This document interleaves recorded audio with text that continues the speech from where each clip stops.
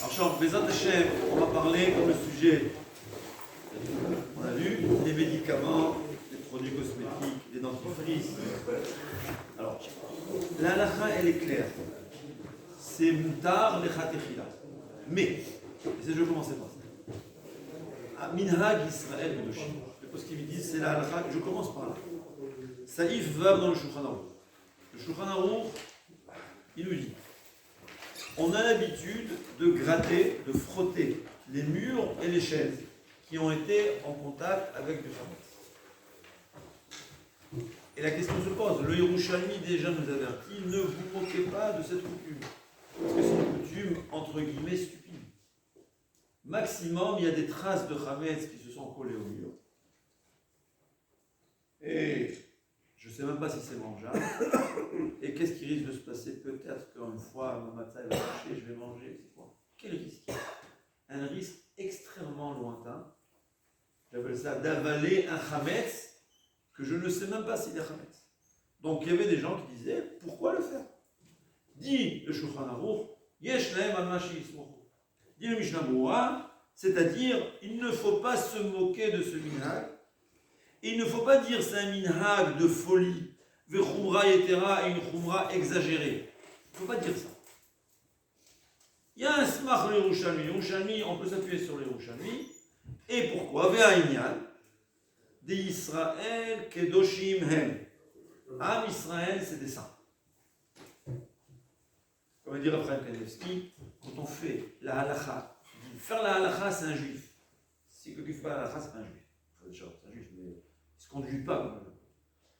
Mais Kadosh, c'est quelqu'un qui fait la halakha stricte. C'est ça Kadosh. C'est pas quelqu'un qui jeûne, c'est pas quelqu'un qui ne mange pas. C'est pas Kadosh. C'est quelqu'un qui se prive. Se priver dans la Torah, c'est tout A. Se priver pour s'approcher d'Akadosh Baruch Hu, parce que je crains que c'est problématique dans la halakha, ça s'appelle Kadosh. Venahagu le'achnir afilu b'mashehu. Et on a l'habitude d'être machnir, même mashehu, c'est-à-dire mashehu quelconque, c'est même pas chametz, en quantité, en possibilité. C'est comme ça. Je vais expliquer une chose. La majorité des halachot, des conduites à Pessah, c'est des minhagim, c'est les coutumes de nos ancêtres. Ça vient de leur sainteté. Ils ressentaient comme ça. C'est pas une halakha. Il y a des minhagim qu'il faut conserver. La halakha, on est obligé normalement de conserver nos minhagim. Au sujet de Pessah, pour les Sfaradim, les Ashkenazim, c'est déjà peut-être plus problématique. Pour les Sfaradim, les coutumes qu'on avait, c'est parce qu'il y avait des risques concrets. Il y a des chiffres, on peut changer nos minhagim. Donc en vérité, un séfarade, il peut faire Atarat Nedarim, peut-être même pas besoin de faire Atarat Nedarim, et il peut garder aucun minhag. Il fait le Shulchan Aruch à la lettre qu'on va voir il écrit, et croyez-moi qu'il passe un passage très bien. Et c'est plus tard. C'est cool. Mais, et pour certaines personnes, c'est ce que je leur dirais. Non seulement je leur dirais, je leur interdirais de faire des khumra. Parce qu'une khumra, c'est rajouter au-delà de ce que la Torah a dit. Par amour envers la Baruch Hu. Et ça fait plaisir à tout le monde. Ça fait nachatoua. Pourquoi ça donne une satisfaction à la Baruch Hu. C'est comme quand mon père m'a demandé un verre d'eau, et je suis parti, j'ai acheté l'eau fraîche avec un beau verre, je mets une tranche de citron, tasse, sous-tasse, tout ce que tu veux. Et ça, il mettait même le lait blanc. Avec l'air de ouais. Le père, nachatoua. Satisfaction des montants. Je suis pas obligé. Je lui ai emmené le verre d'eau. Très bien, mon fils est le meilleur, il m'emmène à boire à chaque fois que j'ai besoin. Le minhag, c'est le rajout, mais si je lui mets le gant comme ça, et derrière le dos, mon père il voit dans la vidéo, et je fais ouf, qu'est-ce qu'il va dire? Il ne va même pas boire le verre. Donc celui qui fait une khumra avec un ouf, il a fait une erreur. Et un homme ne doit pas être gêné, il ne faut pas, des fois c'est la gave. Ah, non, on est ce qu'on est. C'est pas grave. Si ce Pessah, ça m'embête de faire des khumrot, c'est pas grave. Je peux dire à Akashbaruch, j'aurais voulu devenir un tzaddik comme Raphaël Kanevski, mais tu sais, Akashbaruch, où je suis, c'est pas de ma faute. Alors je veux un bon Pessah, donc je vais m'acheter tout ce qu'il faut. Un homme, il doit être intelligent. La Torah, il faut être lamdan, il faut être intelligent. La Torah, c'est pas des gens, je vois des gens, ils font des mitzvot pendant 20 ans, et après, ils rejettent tout, cette mitzvah surtout, parce qu'ils l'ont fait toujours avec un ouf. On ne fait pas de ouf, un minag avec un ouf. c'est minhag kdoshim. Et quelqu'un qui ne peut pas faire, il sait, il se connaît. Il me demande, il y a des disputes. Chas v'chalila, la moindre dispute à cause d'une khumra. Rav Steinman, après à la mort de sa femme, il a fait une khumra. C'est quoi la khumra? Il préparait l'eau avant Pessah. Vous savez, en Eretz, quand c'est de l'eau dessalée, pas de l'eau qui vient des nappes fraîches, de l'eau qui vient de la Kinneret, de l'eau dessalée, il y a qui disent que puisqu'il y a des risques qu'on a mis du pain dans la Kinneret, peut-être dans la mer non, parce que la mer c'est trop grand, mais dans la Kinneret, alors comment on filtre l'eau avant Pessah. C'est une khumra. Rav Steinman, à la mort de sa femme, il a pris ce minhag-là, de préparer l'eau avant Pessah. Parce que le chametz, pendant Pessah, même une miette dans un million, c'est assourd. Mais avant Pessah, si ça s'était annulé avant Pessah, pas de problème. Alors on lui a demandé, et avant que ta femme ait, depuis quand? Alors Steinman, il faisait toutes les khumras du monde. Vraiment, c'est incroyable. Il a dit, je ne veux pas faire une khumra sur le compte de ma femme. Ouais. On va préparer toute la cuisine pleine de bouteilles d'eau et de barmites d'eau. Je ne veux pas m'embêter ma femme. Il faut savoir qu'une khumra, la moindre dispute, même avec l'éducation des enfants, il faut savoir. Personnellement, je me prive un peu Pessah, pour marquer le Pessah. Mais, si tes enfants, ça les embête, tu as raté. Il faut qu'ils aient une bonne mémoire de Pessah. Il faut qu'ils sait bien qu'ils se souviennent qu'on ne mangeait pas. Moi, non, je ne mange pas, comme je garde le minag de ne pas manger des cacahuètes. Alors il y a le bamba, vous savez ce qu'on bamba, c'est à base de cacahuètes. Ouais. Ils n'ont pas de bamba à Shabbat à Pessah. Mais à la place, je leur achète le chocolat, c'est plus cher. Ouais. Donc c'est-à-dire, il faut agir intelligent, c'est-à-dire ce que je vais expliquer. Minhag, ça vient d'une kdusha, ça vient de quelque chose. Personne ne peut vous expliquer exactement d'où ça vient. C'est un sentiment kadosh. Je m'excuse, c'est comme aujourd'hui, on a besoin d'expliquer aux jeunes. Il faut respecter les parents, il faut respecter les professeurs. Avant, on n'avait pas besoin. La même chose, nos ancêtres, on n'avait pas besoin de leur expliquer, nous, pourquoi on est marmir à Pessah. Ils le comprenaient, ils le ressentaient. Nous, on ne le comprend pas et on n'est pas capable de le comprendre. Mais c'est comme ça. On ne sait pas. C'est sûr que Kdoshim, ça veut dire qu'il y a une raison. Ce n'est pas une raison qu'on peut comprendre d'après la halakha dévoilée. Mais c'est une raison que le Harizal vous expliquerait. Le Harizal comprend. C'est pour ça que les Chabad sont très très marqués. Parce que le Harizal, il a expliqué ça. Il y a des raisons. Les gens, on se moque des Marocains qui ne mangeaient pas le houmous parce que c'est une connotation de travail. Mais les mêmes personnes qui se moquent des Marocains qui ne mangent pas le houmous, ils disent comment ça se fait que le badat, ils ont donné une cacheroute, un tampon de cacheroute sur les chips au goût de bacon. Ouais. Il y a un problème, c'est cachère 100%. On n'arrive pas à manger ça. Pourquoi? C'est pas que c'est assourd. Il n'y a aucun issour. Aucun issour, croyez-moi. C'est comme ça. Ouais. Où il y a des trucs, les crevettes, les chines, ils appellent ça. Les crevettes cachères. Comment ça se fait? Ça s'appelle crevette. Et alors, qui s'appelle crevette? Mais on peut pas. Oui, c'est comme ça. C'est un régège, c'est un sentiment. C'est un sentiment qui est kadosh. Ça n'a aucun issour. Aucun issour. Et il faut être intelligent. Un homme, il doit savoir. Il faut marquer le Pessah. C'est important. Et les minhagim qu'on peut faire facilement, c'est bien. Il y a des gens que c'est, ils font rien. Il y a des gens que c'est leur kiff d'être marqués. Ils font bien. Moi, j'ai des voisins, c'est comme ça. Ils font rien. Pessah, ils n'ont rien. Ils sont contents de ça. Un homme, il doit savoir, mais ne pas se moquer. Donc, c'est très important de connaître la halakha. Et la halakha, c'est moutard, tout ça, on a dit. On va seulement expliquer pourquoi. La première règle, elle est, comme on a expliqué, que le Shulchan ne dit que du pain qui a moisi, ou du pain qui a été brûlé, mais pas à l'état de cendre. Parce que si le pain est devenu de la cendre, il n'y a aucun problème.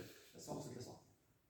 En pain qui est devenu la noircie par le feu, ou bien ça a moisi, Minatora, alors là il y a une différence. Je m'explique. Minatora, toute chose qu'un chien ne peut pas manger, n'est plus un aliment. Il y a des cas où même si un chien peut manger, si l'homme ne peut pas manger, c'est possible, c'est pas un aliment, mais c'est des cas compliqués. Mais en tout cas, en général, quelque chose qu'un chien ne peut pas manger, c'est plus un aliment. Tout ce que la Torah elle a interdit de manger, la base c'est que ce soit un aliment. Il faut d'abord qu'il soit un aliment, après on va juger s'il est cachère ou pas cachère. Mais si ce n'est pas un aliment, il n'y a pas de problème. Ouais. C'est comme, vous allez être étonné, on prend des os secs de chazir, d'éléphant. De je sais pas quoi. d'après la halakha, l'os, c'est un aliment? C'est un aliment? C'est pas un aliment. Je peux le manger. Ah, mais ça vient du, je veux pas dire quoi. C'est pas grave, c'est pas un aliment. C'est pas un aliment. Alors, on va être marmire peut-être pour des raisons ou d'autres. Mais il faut la condition avant que ce soit cachère ou pas cachère. Rappelez-vous, il faut que ce soit un aliment. Donc, quelque chose qu'un chien ne peut pas manger, ce n'est pas un aliment. Et midéoraïta, même de la viande pas cachère qui a moisi, qu'un chien ne peut pas manger, je ne sais pas si c'est possible, ou bien des fois c'est de rendre décomposé que c'est devenu, on peut manger. Minatora, seulement Chachamim ils ont dit. Et là c'est la différence. Comme ça. Midera banane, il faut savoir, Midera banane, ça il ne faut pas confondre. Midera banane, du vin, ou toute chose qui n'est pas cachère, même si c'est plus raoui la achila, un chien ne peut pas manger, on ne peut pas manger Midera banane. Ça il faut savoir. Mais le chametz, c'est mieux. Un chametz qui a pourri, qui a moisi, avant Pessah, avant que Pessah rentre, ce n'est pas chametz. C'est permis. Et même Midera banane, je peux le laisser chez moi à la maison. Il n'y a aucun problème. Je peux en tirer profit. Un chametz, normalement, non seulement on n'a pas le droit de le consommer, on n'a pas le droit d'en tirer profit. Ouais. Je n'ai pas le droit de le donner à un goy. Je n'ai pas le droit de le donner à un chien, même un chien de la rue. Pourquoi la Gemara a dit? Parce que j'ai un plaisir de nourrir un chien. C'est un plaisir de nourrir quelqu'un, de nourrir un animal. Donc ça s'appelle que j'en tirais profit d'un chametz. Je parle après Pessah, quand Pessah est rentré, évidemment. Mais, puisque ce chametz-là, avant Pessah, avant que Pessah est rentré, n'était plus apte à la consommation d'un chien, je peux en tirer profit, je peux le laisser à la maison, je n'ai pas besoin de vendre. Vous allez voir que tout le monde y va vendre. Pourquoi? Minag Israël Kedoshim. Ah, mais Israël, c'était ça. C'est comme ça. Pessah, ça reste. C'est dans la sauce. Mais, manger, Chachamim ont interdit. Pourquoi? Ils ont dit, le fait que je prends ce morceau de pain moisi et je le mange, c'est vrai que moi, celui qui mange est considéré comme une personne anormale. Et Batla d'Artot Koladam, son avis n'est pas considéré comme un avis valable. Mais le fait même que je l'ai mangé, midé achlé, le fait même que je le mange, archelé, il lui a donné de la valeur, il a conféré un statut d'aliment. Comme ça, on a appris à traduire en bon français. Ouais, c'est donné une valeur d'aliment. Le fait même que je le mange. Donc c'est la raison pour laquelle j'ai du pain moisi, je n'ai pas le droit de le manger. Il y avait la question dans le temps, c'était quoi? Ils amidonnaient, c'est-à-dire ça veut dire pour le col, on mettait de l'amidon pour renforcer le col. Alors je ne sais pas ce que c'était, je n'ai pas le droit de prendre cet aliment, de le manger. Pourquoi j'ai le droit de le manger? Parce que le fait même que j'ai décidé de le manger, ça lui a donné une valeur d'aliment midera banane, pas minatora, midera banane. Donc c'est à son midera banane. Dit le Mishnah Berurah. Et qu'est-ce qui se passe si j'ai un morceau d'amidon qui est ici? C'est tombé dans ma soupe. Est-ce que j'ai le droit de manger cette soupe? Oui, pourquoi? Parce que puisque je n'ai pas une volonté explicite de manger cet amidon, tout ce que je veux c'est la soupe, on ne peut pas dire, bien que c'est vrai que je vais l'avaler, mais je ne peux pas dire que je l'ai avalé avec intention. Je ne veux pas dire qu'il y a une intention de manger de l'amidon qui va te conférer à l'amidon une valeur d'aliment. C'est pas du manger. Je le mange parce que je n'ai pas le choix. Tout ce que je mange, pas parce que je veux m'alimenter de ce que je mange, pour toute autre raison, ça ne peut pas donner une valeur d'aliment à la chose. Et donc, j'ai le droit de manger cette soupe. Maintenant, est-ce qu'il y aura des juifs qui vont jeter la soupe? Il y en aura. Beaucoup. Ouais. Même toi. Voilà. Mais c'est moutard. Mais Am Israël Kedoshim. On est kadosh. Même ceux qui se moquent des minagim, au fond, ils sont kadosh. Et eux-mêmes, s'ils réfléchissent, tu verras qu'ils seront marrants. Ouais. Am Israël Kedoshim, c'est comme ça. Mais il faut savoir que c'est moutard les khatria. C'est la raison pour laquelle, dit Rabbi Tzadok Bacharou, que le dentifrice ou le rouge à lèvres, qu'en principe, j'ai mis un point d'interrogation parce qu'il y a qui me disent qui te dit qu'un chien ne peut pas manger. Je pense qu'un chien en principe ne peut pas manger.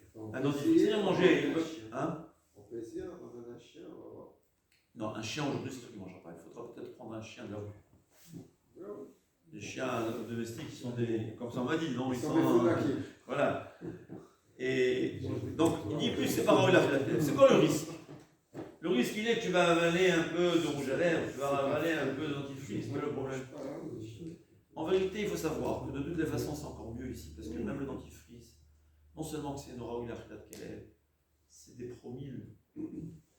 Dans le rouge à lèvres, il dit c'est des promilles, les risques, les composés, qui sont riches de Khametz, surtout sur l'alcool, l'amidon, le gluten, c'est tout ça, il y a toujours de gros risques, ça provient du Khametz, le blé, et donc c'est toujours problématique.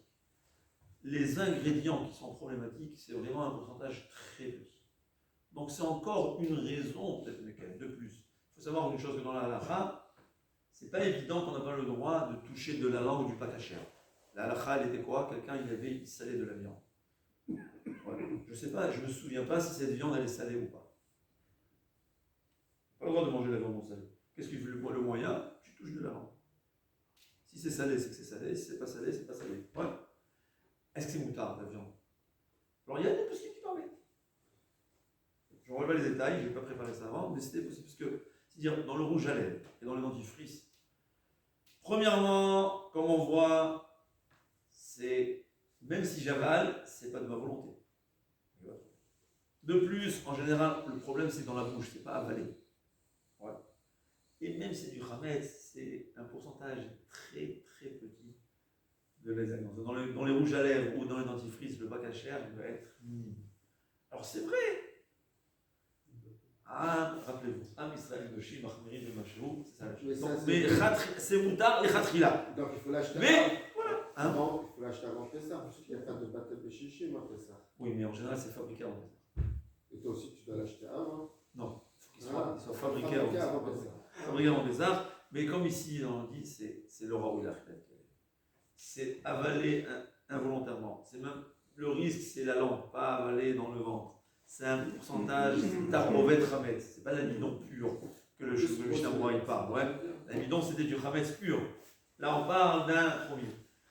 Mais est-ce que je vais acheter à ma femme le rouge à lèvres que j'en ai fait ça? Si je l'achèterai alors, j'en ai profité pour lui offrir un cadeau. C'est tout, c'est pas.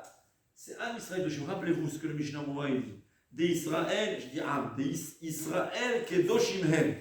Les Nahagou, les Achmir, Afilou, Bemach. Israël, ils sont kedoshim, et le Minahag, il est d'être Mahmir, Afilou, Bemach. Donc, à savoir, c'est pour le rouge à lèvres et le dentifrice. Mais, ce que c'est bien à savoir, j'ai dit une fois, j'avais mon fils, il est très marmire, je lui dis, c'est très bien d'être marmire, il faut qu'on la barre. Même quand on est marmire, il ne faut pas confondre le khumra avec la halakha. Surtout qu'il y a des gens, j'entends assez des discussions, des discutes, ça va, c'est pas grave. Personnellement, il y a des choses que je ne prends pas, mes enfants ils veulent, pour eux c'est ça leur fête. Ils le prennent. Il faut laisser des choses, il ne faut pas qu'ils oublient. Il y a une histoire que j'ai vue ce matin. Il a emmené des Oznei Haman, c'est pas Oznei Haman? Ouais. Il a amené à son rave. Et il dit, tu sais, ça c'est les gâteaux de mon judaïsme. Il a dit, mon père, c'était un juif qui ne savait pas qu'il était juif jusqu'à je ne sais pas quel âge. Et une fois pour un examen, il est parti chez un ami. Et la maman, elle leur offre des Haman Tachem. Ils appellent ça des Oznei Haman. Alors lui, il dit, c'est ma grand-mère, elle nous fait ça. Quoi, ta grand-mère, elle fait ça? Vous êtes juif. C'est quoi juif? Il commence à vérifier, c'est comme ça qu'il a appris qu'ils étaient juifs. Il s'est avéré que dans sa famille, il y avait 3 coutumes. Il gardait Pessah.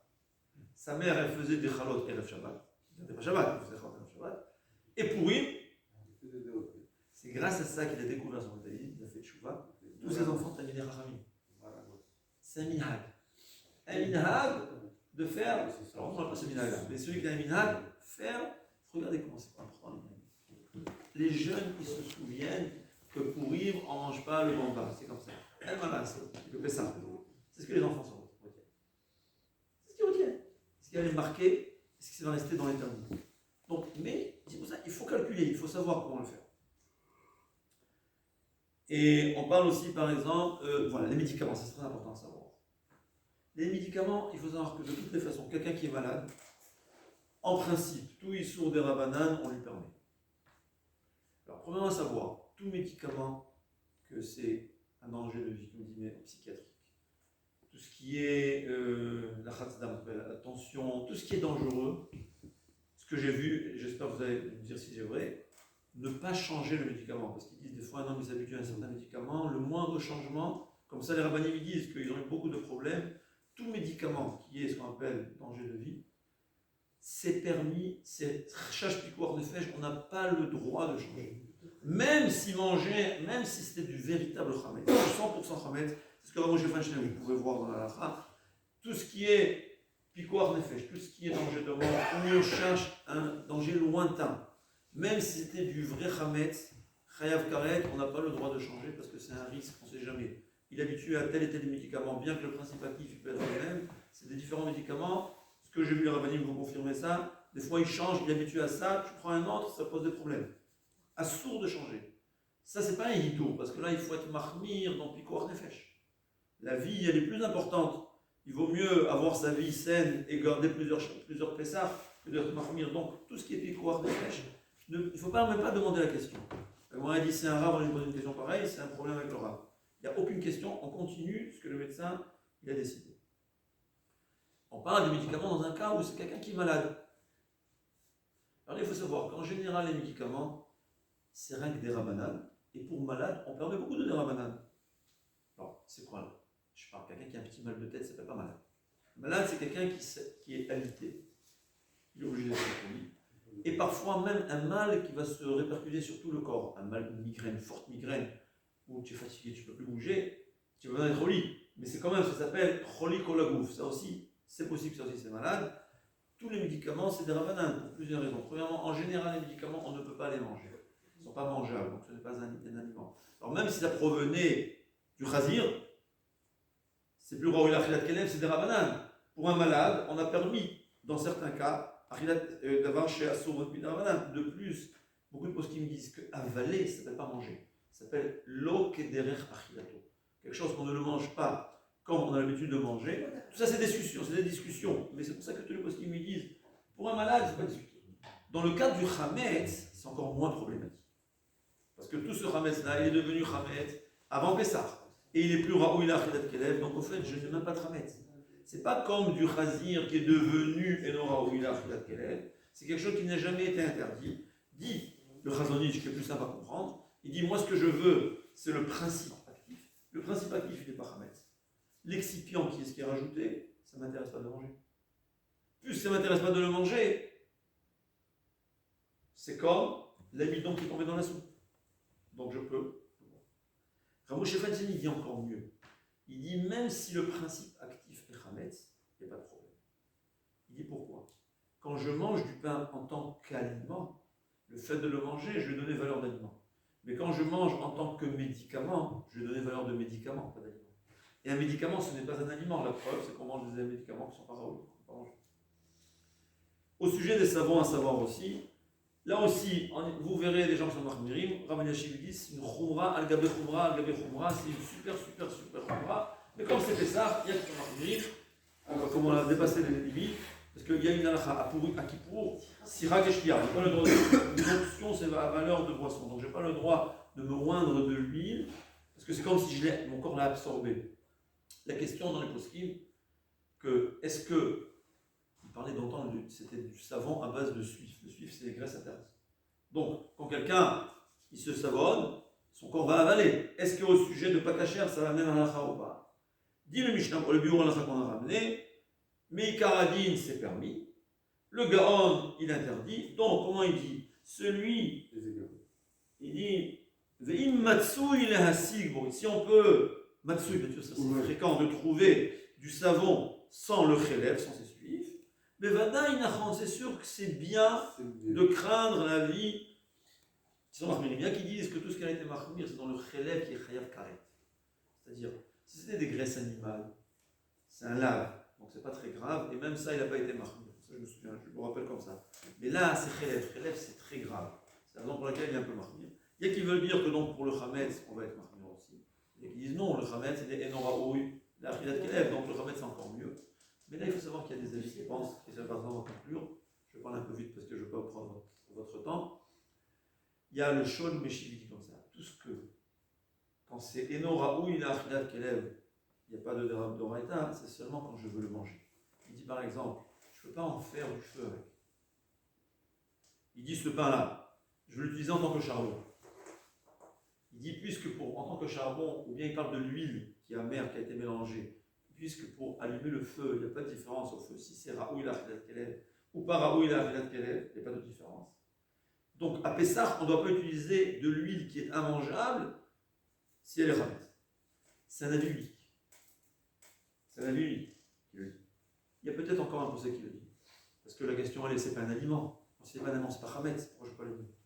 Mais voilà, étant donné que d'après le Gaon, on n'a pas le droit d'utiliser le savon qui est Khelev, d'après le Shoel ou Meshiv, si c'est du savon, peu importe s'il est Raoul Achilat Kelev ou pas, donc ça fait, d'après celui-là, c'est les deux des avis minoritaires qu'on n'est pas possèque, mais Israël Doshim a Pessah, c'est pour ça que vous verrez qu'ils sont marqués. Donc, la Ekar Adin, tout cela est permis, surtout parce que c'est Eno Raoul Achilat Kelev, et non seulement c'est Eno Raoul Achilat Kelev, donc c'est pas du Hametz. C'est pas que c'est du Hametz qui n'est pas Raoul Achilat Kelev, ça n'a jamais été Hametz. Arrivé, entrée Pessah, c'était jamais du Hametz. Malgré tout, Minag Israël Doshim la Achmir, pour comme on a expliqué,